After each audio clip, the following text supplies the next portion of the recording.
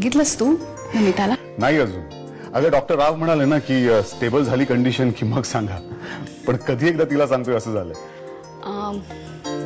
तू असं कर, उद्या सकाळी सगळे एकत्र असताना तू नमिताला ही बातमी सांग, म्हणजे तिला हा आनंद धक्का जरा सहन करता येईल.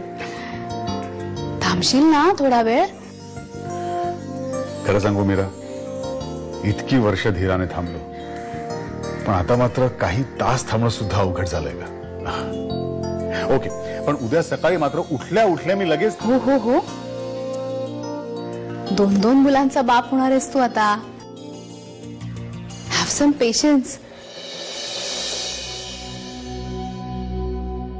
अगं मी अश्विनी बद्दल आय अंडरस्टँड दादा. काळजी करू नको, होईल सगळं व्यवस्थित. हाय किटी. हाय समीर, कसा आहेस रे? वाईट आहे का मी?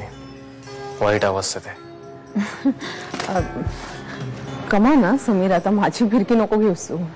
फिरकी नाही का? खरं सांगतोय मी किटी, मी खचलोय. आशू नाही आहे ना माझ्या बरोबर. हो.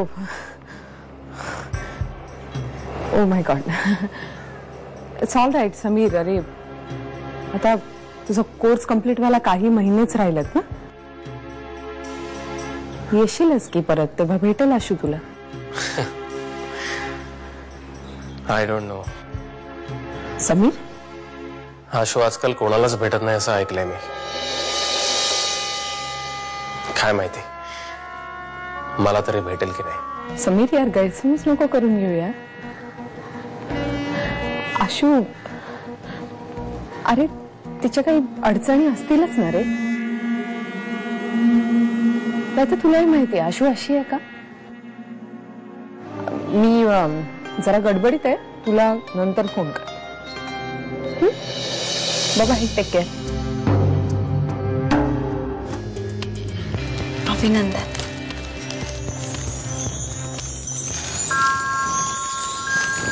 अभिनंदन बाळा. माँ हे काय आहे सगळं? मीता, एक खूप गोड बातमी आहे. आई होणार आहेस.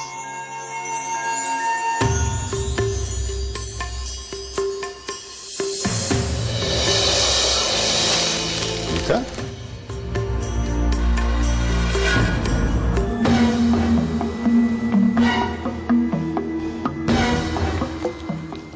मीता, तू एकदम निघून का आली सगळं? या असल्या बाबतीत मस्करी केलेली मला अजिबात आवडत नाही, माहितीये तुला. हे सहन नाही होत मला, प्लीज.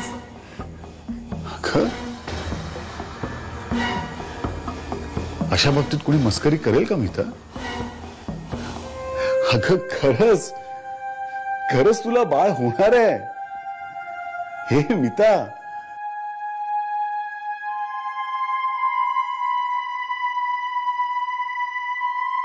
तुझा अजून विश्वास बसत नाहीये मीता?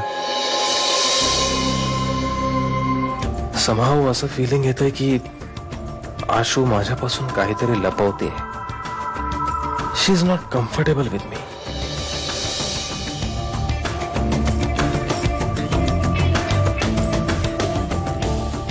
आणि येस, इथं आल्यापासून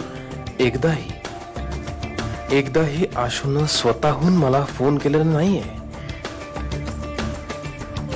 तेवढंच नाही, मी फोन केल्यावर सुद्धा ती कायम टेन्शन मध्येच असायची. प्रेमाचा एक शब्दही नाही. Something is wrong. Something is wrong.